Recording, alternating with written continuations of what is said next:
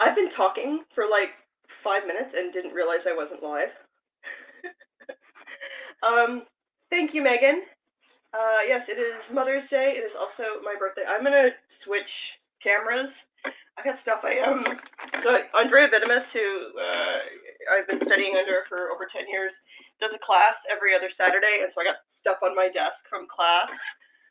If you're interested in joining, it's only $10 a month, and we meet every other week and do some cool magic shit. So um, yeah, if you Google like Andrea, actually, if you go to Queen City Conjure, um, that's the. And Becky, happy birthday to you. Where is my, not meaning to point it at my chest, I just need my camera cord. Yeah, as usual, I forgot that I was going live. So, Tarot Tuesday is going to be back. Um, we're going to get on a regular schedule, and I'm going to start setting alarms when I go live, or like 5 minutes before I go live, so I stop forgetting that I'm live. And I even said to Naomi, my daughter, oh, I should, uh, let me switch cameras here. I should cancel my live, and no, I want to keep going the camera. But yeah, I should cancel my live, but I don't want to. But then we started talking about politics of all things and the difference between various parties. Okay, can you hear? This is me. Okay, there we go. And I don't have my background set up, but hi, hello everyone. So I have this. My daughter made me pancakes, and I have coffee, and yeah, I'm having a lovely birthday slash Mother's Day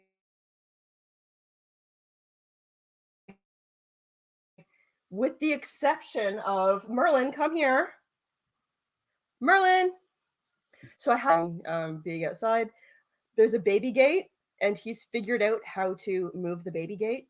So I'm laying in bed reading an audiobook and playing Candy Crush, and then my phone rings and it's like a 416 area code, which is like downtown Toronto, and I'm like, who the hell's calling me on Sunday morning?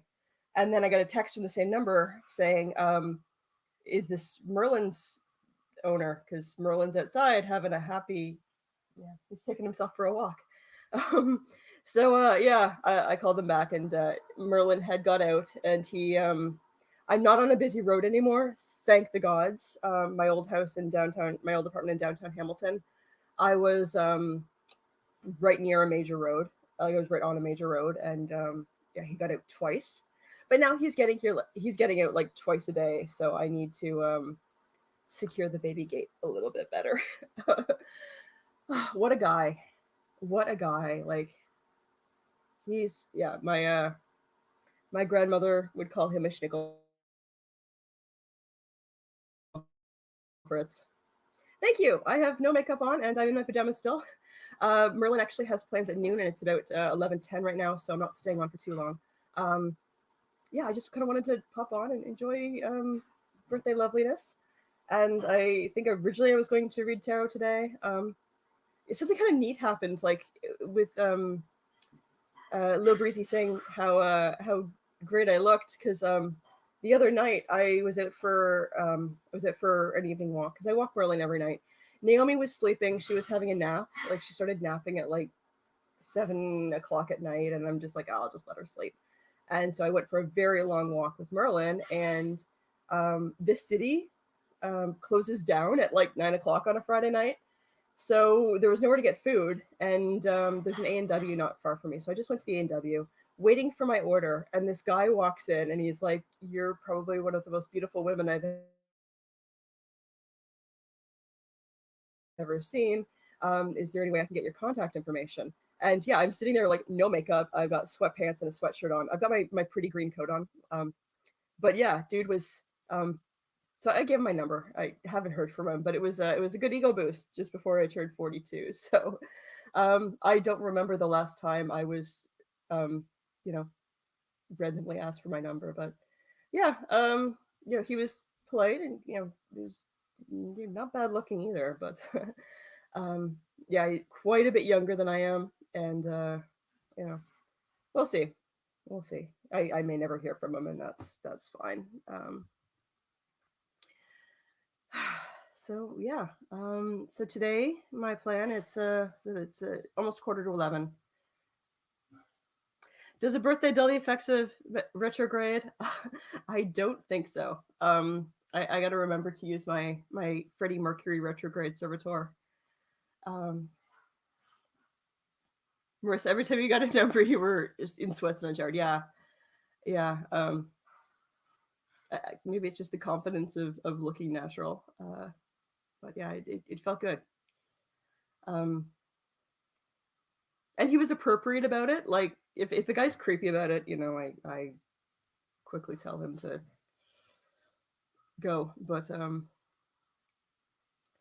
yeah. So last night I did a class with Andrea Vitamus about, actually it was run by Zach Liu, who is his apprentice, and they work together at the shop.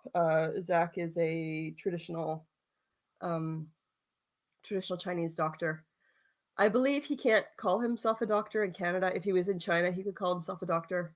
So I believe that he's a traditional Chinese medicine practitioner. I think that's his title. He runs um, a shop where he runs a clinic called the Wuji Xuan. I believe I'm pronouncing that correctly.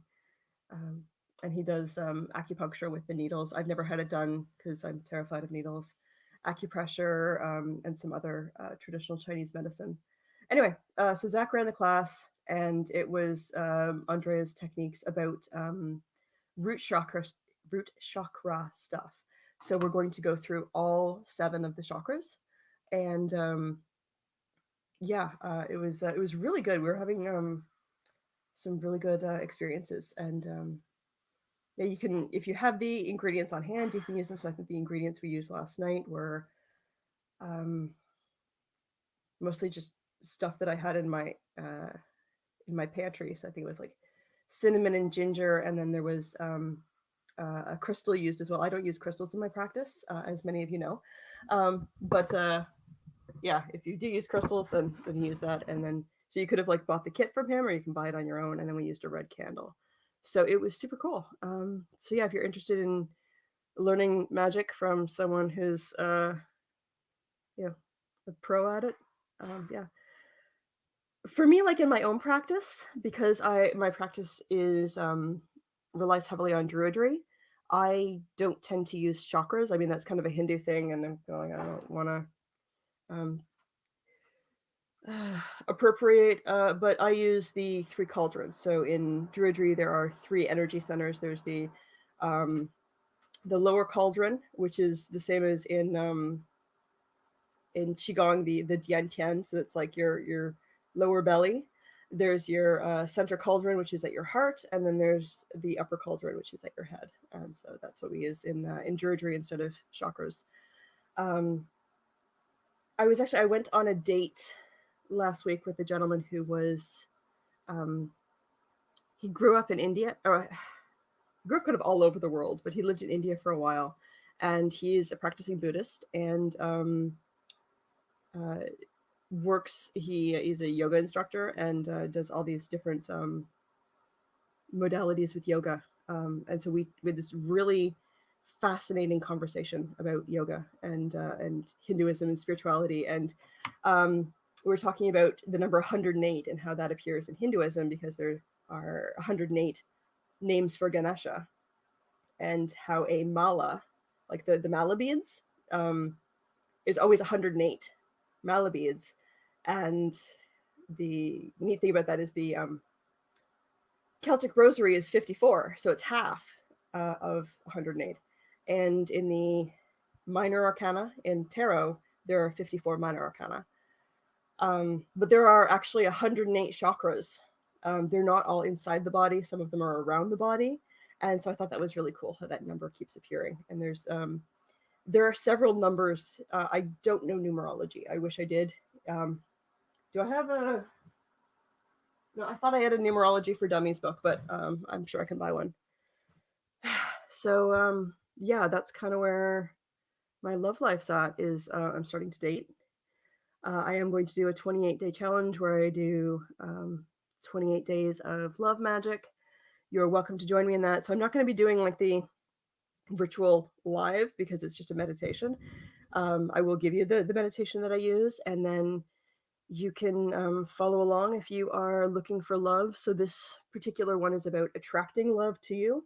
It's not about like making someone love you, and it's not about uh, you know enlivening or quickening current relationships. But there's certainly you can do that as well. There are ways that you can do that.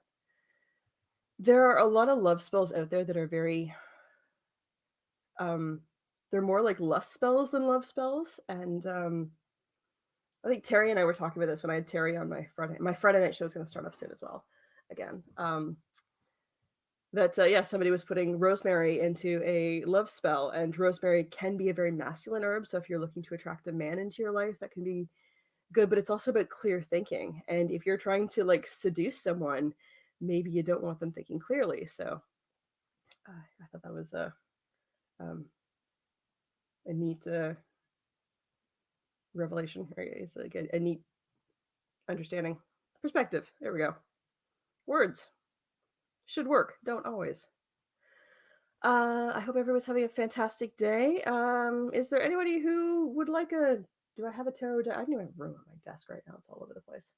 Oh, gotta show you this. Check that out. I gave that to my daughter. It's a little Baphomet. It's adorable, and I have there's another one too. Whoa, sorry about that.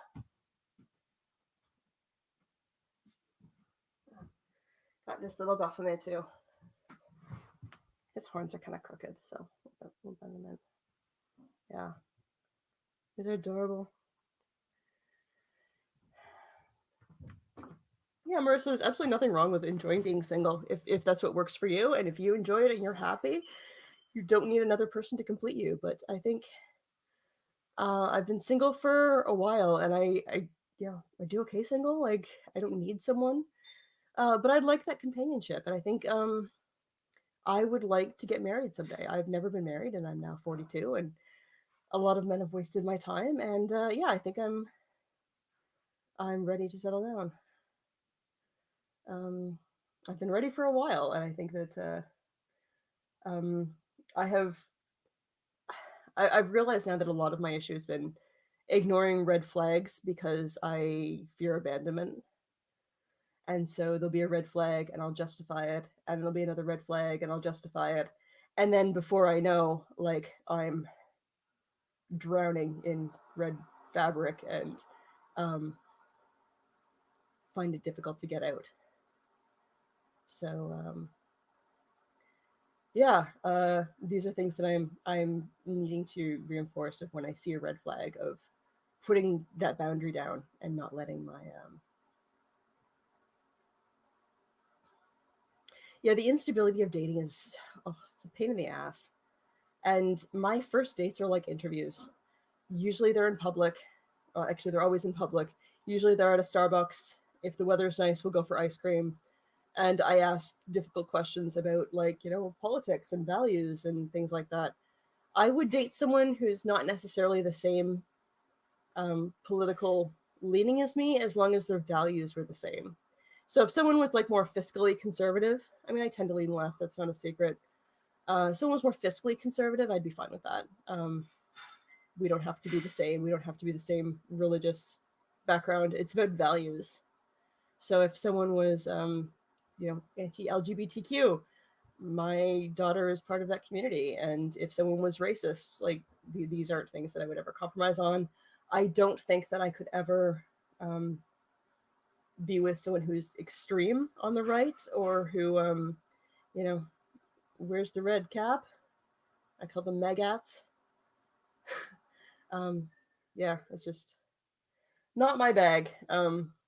I could be like it's hard. Like how do you be friends with someone whose values are that different? Because it's not just about politics. I can agree to disagree on some things, but when it's about values, I think that's something that I won't compromise on.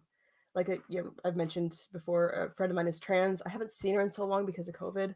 But yeah, if somebody was a turf, I don't think I could date them. If someone was going to like say derogatory things about people I love, then that's not going to fly. All right, so there's life right now. There's my birthday live stream. I have to meet my friend in 38 minutes, and now I'm in a different city. So, depending on traffic, it might be a bit of a drive. So, I'm going to get going.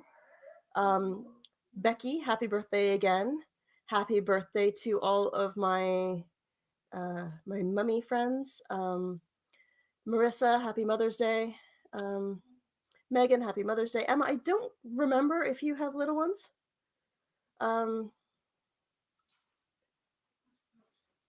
If his dog was trans. Yeah.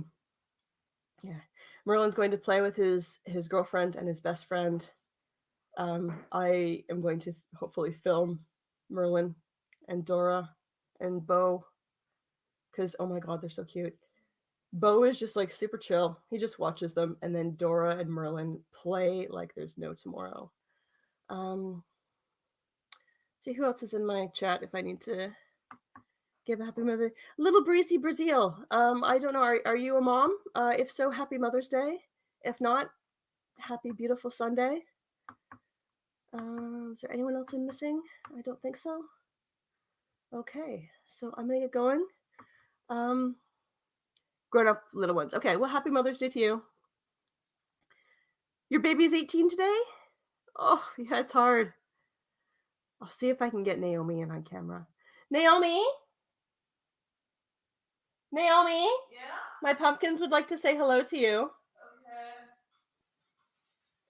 See, if I turn my desk to face the other way, I've got my background up. So, yeah, I've got that, which is where I usually film behind. This is my offspring. This is Naomi. Hi there. Isn't she beautiful? She made me breakfast. She's such an amazing person. Okay. She's this might be like the second last time I see her before she goes to college on the West Coast, and I'm gonna miss her so much. Yeah, and you see Merlin in the background. All right. I hope everyone has a wonderful Mother's Day and Sunday. I hope Beckie has a wonderful birthday. I'm going to get dressed and get ready to, excuse me, hang out with my friends and Merlin hang out with the dogs, and we will see you later. Have a wonderful day, and may you pray with a good fire. Bye, pumpkins.